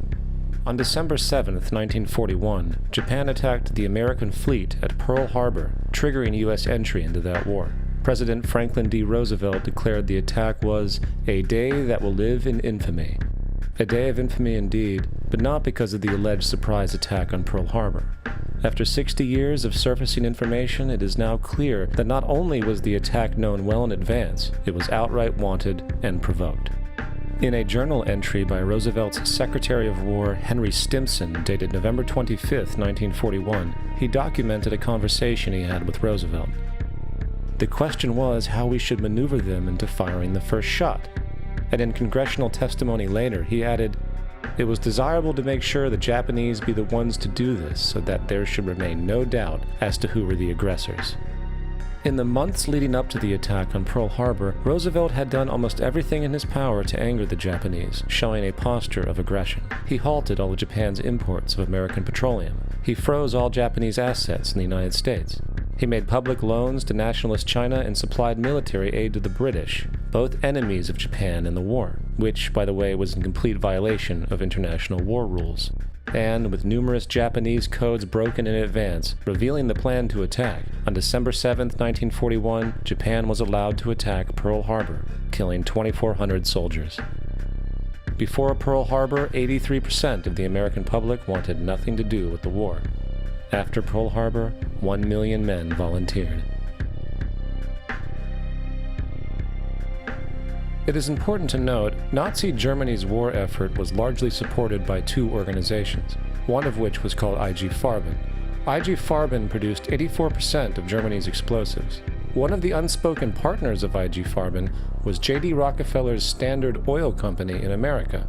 In fact, the German Air Force could not operate without a special additive patented by Rockefeller's Standard Oil. The drastic bombing of London by Nazi Germany, for example, was made possible by a $20 million sale of fuel to IG Farben by the Rockefellers' Standard Oil Company. This is just one small point on the topic of how American business funded both sides of World War II. One other treasonous organization worth mentioning is the Union Banking Corporation of New York City. Not only did they finance numerous aspects of Hitler's rise to power, along with actual materials during the war, it was also a Nazi money laundering bank, which was eventually exposed for having millions of dollars of Nazi money in its vaults. The Union Banking Corporation of New York was eventually seized for violations of the Trading with the Enemy Act. Guess who the director and vice president of the Union Bank was? Prescott Bush, the father and grandfather of former U.S. Presidents George W. Bush and George H.W. Bush. Vietnam. The United States' official escalation and entry into the Vietnam War came after an alleged incident involving two U.S. destroyers being attacked by North Vietnamese PT boats in the Gulf of Tonkin. This is known as the Gulf of Tonkin Incident. This situation was the catalytic pretext for massive troop deployment and full-fledged warfare. One problem, however, the attack on the U.S. destroyers by Vietnamese PT boats never happened. Former Secretary of Defense Robert McNamara stated years later that the Gulf of Tonkin incident was a mistake, while classified documents released years later show that it was a farce, manipulated for the purposes of war. And once in the war, it was business as usual. In October 1966, President Lyndon Johnson lifted trade restrictions on the Soviet bloc, knowing full well that the Soviets were providing upwards of 80% of North Vietnam's war supplies. Consequently, the Rockefeller interests financed factories in the Soviet Union, which the Soviets used to manufacture military equipment and send to North Vietnam. However, the funding of both sides in this conflict was only one side of the coin. In 1985, Vietnam's rules of engagement were declassified. This detailed what American troops were and were not allowed to do in the war. It included such absurdities as North Vietnamese anti-aircraft missile systems could not be bombed until they were known to be operational. No enemy could be pursued once they crossed the border of Laos or Cambodia. And most revealing of all, the most critical strategic targets were not allowed to be attacked unless initiated via high military officials. Apart from these illogical limitations, North Vietnam was informed of these restrictions and therefore could base entire strategies around the limitations of the American forces. This is why the war went on for so long. And the bottom line is this: the Vietnam War was never meant to be won, just sustained. This war for profit and resources resulted in 58,000 American deaths and 3 million dead Vietnamese. So, where are we now? September 11th was the jumpstart for a hegemonic agenda, enabling the possibility of constant global warfare. It was a staged war pretext, no different than the sinking of the Lusitania, the provoking of Pearl Harbor, and the Gulf of Tonkin lie. In fact, if 9/11 wasn't a planned war pretext, it would be an exception to the rule. It has been used to launch two unprovoked illegal wars, one against Iraq and the other against Afghanistan. However, 9/11 was a pretext for another war as well. The war against you. The Patriot Act, Homeland Security, the Military Tribunals Act, and other legislations are all completely designed to destroy your civil liberties and protect those in power. Currently in the United States, unannounced to most Americans, your home can be searched without a warrant, without you being home. You can in turn be detained indefinitely with no charges revealed to you, no access to a lawyer, and legally tortured, all under the suspicion that you might be a terrorist. If you need a painted picture of what is happening, let's recognize how history repeats itself. In February 1933, Hitler staged a false flag attack, burning down his own German parliament building, the Reichstag, blaming it on communist terrorists. Within the next few weeks, he passed the Enabling Act, which completely eradicated the German Constitution, destroying people's liberties. He then led a series of preemptive wars, all justified as necessary to maintaining homeland security.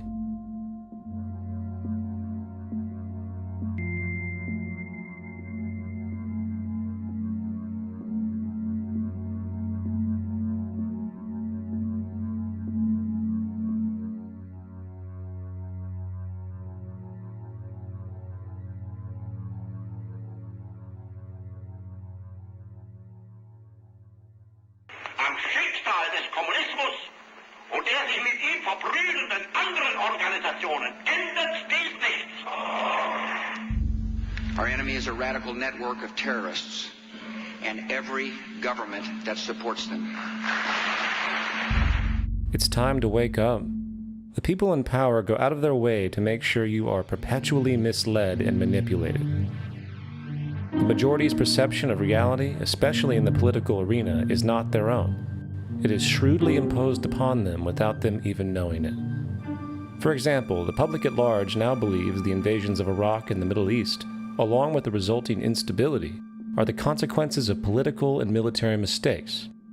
What the public fails to see, of course, is that the destabilization of the Middle East is exactly what the Western interests want. This war is to be sustained so the region can be divided up, domination of the oil maintained, continual profits reaped for defense contractors, and most obviously, permanent military bases established to be used as launching pads against other oil-bearing, non-conforming countries, such as Iran.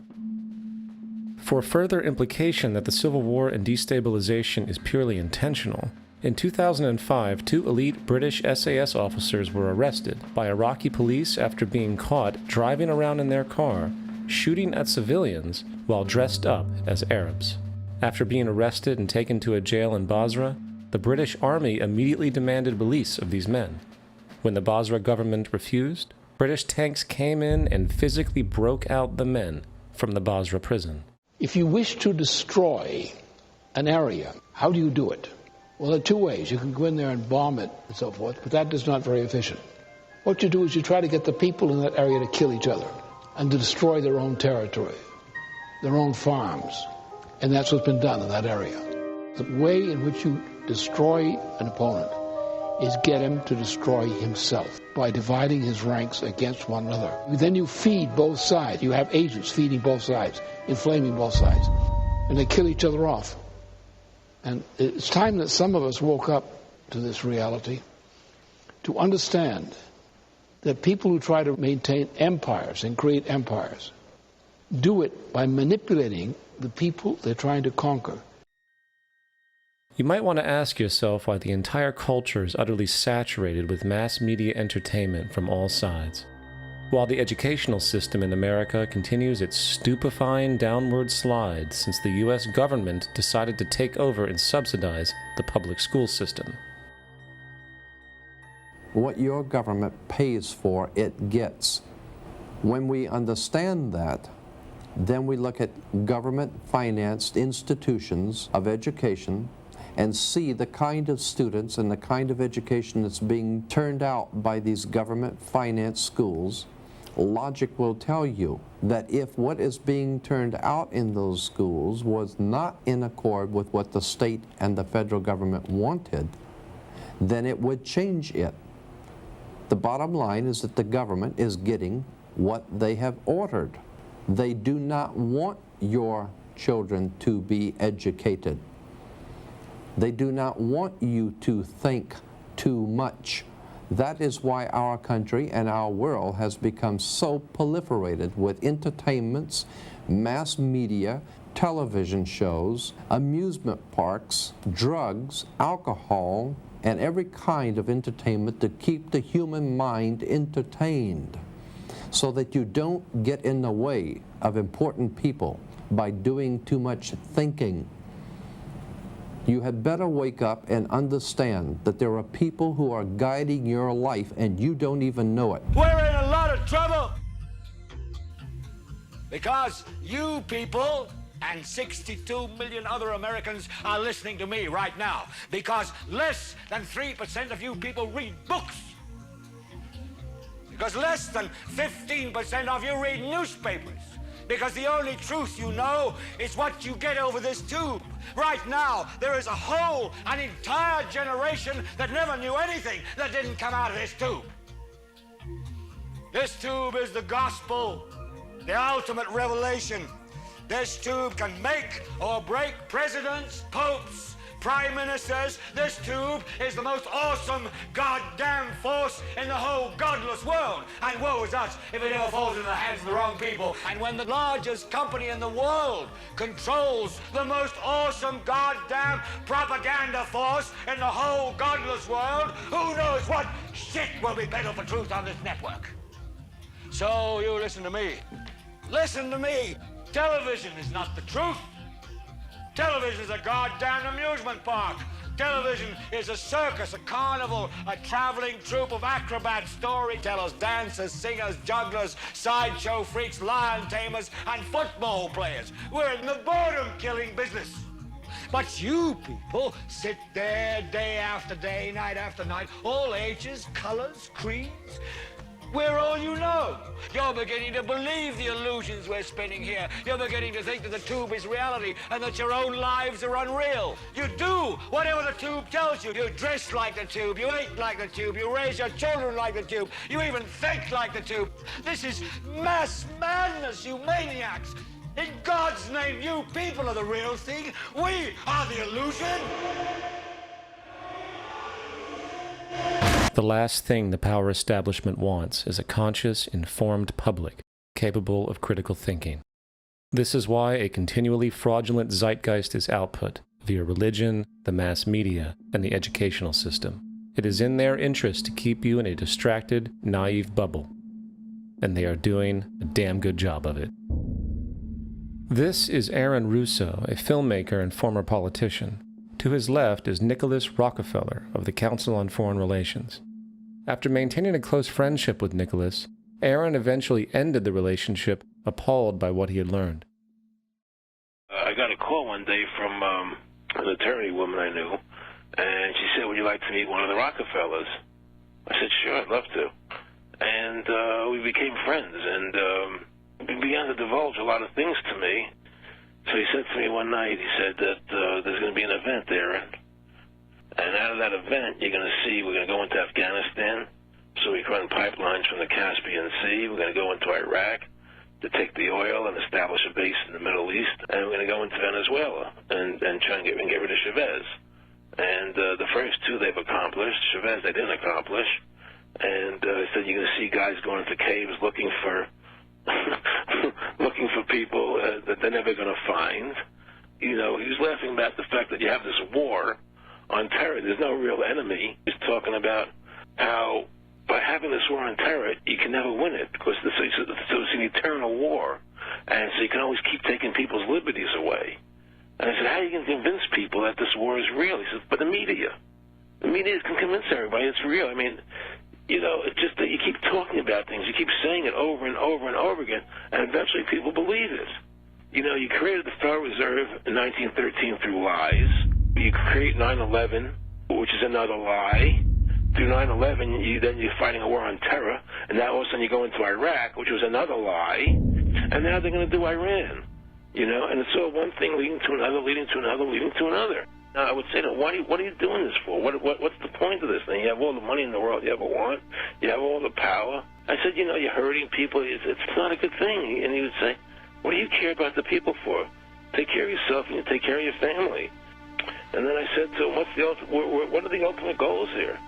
So the ultimate goal is to get everybody in this world chipped with the RFID chip, and have all money be on those chips and everything on those chips. And if anybody wants to protest what we do or violate what we want, we just turn off their chip. So how far will the sickness of power go? To what lengths will those in control go in order to maintain and preserve their positions? We have a Florida family who are really pioneers in a brave new world. They have volunteered to be the first ever to have microchip identification devices implanted into their body. After 9/11, I was really concerned with the security of my family. I wouldn't mind having something planted permanently in my arm that would identify me. George Orwell, in his famed and possibly prophetic work 1984, stated, "Power is not a means, it is an end. The object of persecution is persecution. The object of torture is torture. The object of power is power." Today, symptoms of a surveillance society continue to grow, as irrational fears of invisible enemies, coupled with rising economic instability, spread across the globe. It is under this guise of security that we can foreshadow a world where everyone is tracked, everyone is on camera, and everyone is subordinated. The most incredible aspect of all, such totalitarianism would likely not be forced upon the people, rather the people will demand it. For the social manipulation of society through the generation of fear and division has completely inhibited the culture. Religion, patriotism, race, wealth, class, and every other form of arbitrary separatist identification and thus conceit has served to create a controlled population, utterly malleable in the hands of the few.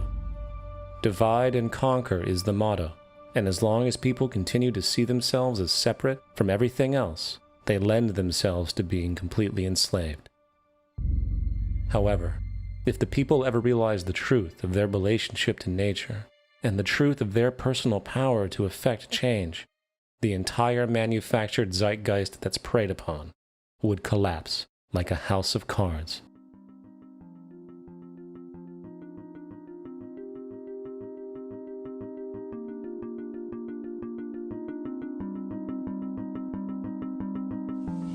The whole system that we live in drills into us that we're powerless, that we're weak, that our society is evil, that it's crime-ridden, etc., and so forth.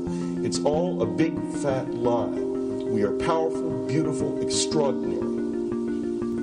There is no reason why we cannot understand who we truly are, where we are going. There is no reason why the average individual cannot be fully empowered. We are incredibly powerful beings. You know, I think I spent 30 years of my life, in the first 30, trying to become something. I wanted to become good at things. I wanted to become good at tennis. I wanted to become good at school and grades and everything I kind of viewed in that perspective. I'm not okay the way I am, but if I got good at things, I realized that I had the game wrong. That the game was to find out what I already was. Find out what I already was.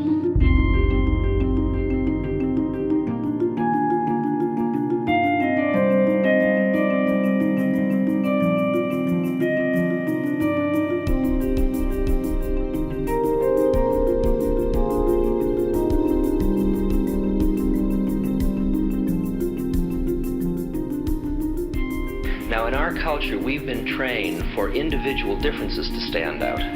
So you look at each person, immediately it is brighter, dumber, older, younger, richer, poorer, and we make all these dimensional distinctions, put them in categories and treat them that way. And we get so that we only see others as separate from ourselves in the ways in which they're separate. And one of the dramatic characteristics of experience is being with another person and suddenly seeing the ways in which they are like you, not different from you, and experiencing the fact that which is essence in you and which is essence in me is indeed one. The understanding that there is no other. It is all one. And I wasn't born Richard Alpert, I was just born as a human being, and then I learned this whole business of who I am and whether I'm good or bad or achieving or not. All that's learned along the way.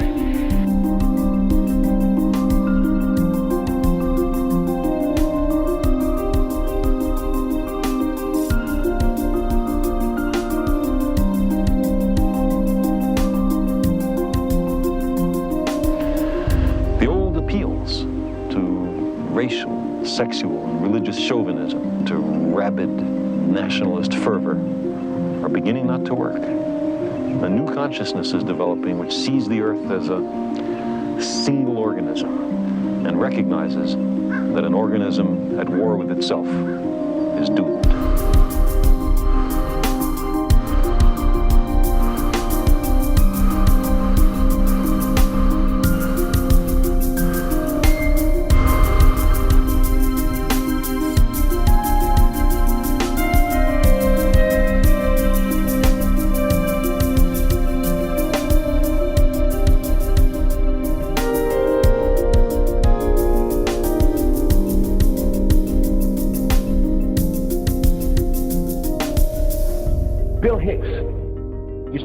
Shows with this. Life's like a ride in an amusement park. And when you go on it, you think it's real, because that's how powerful our minds are. And the ride goes up and down and round and round. It has thrills and chills, and it's very brightly colored. And it's very loud, and it's fun for a while. Some have been on the ride for a long time, and they begin to question, is this real, or is this just a ride? And other people have remembered, and they come back to us and they say, hey, don't worry. Don't be afraid ever, because this is just a ride. And we kill those people. Shut him up. I've got a lot invested in this ride. Shut him up. Look at my furrows of worry. Look at my big bank account. My family. This has to be real.